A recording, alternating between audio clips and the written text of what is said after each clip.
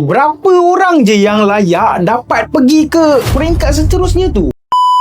Dan kalau kau nak tahu, kalau engkau ni, keluarga engkau bukan darah bangsawan ataupun bukan yang ada big name, memang susah guys kau nak pergi ke peringkat yang seterusnya.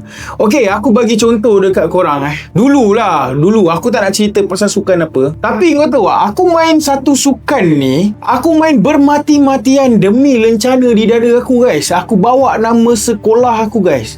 Okey, so cerita dia bermula bila mana kalau engkau punya tim tu dah pergi final, bermakna usaha engkau bukan sia-sia guys. Memang kau akan kejar medal. Tapi cerita dia terjadi bila final, tim kau menang. Okey, tim kau menang, tim kau champion lah ni kan.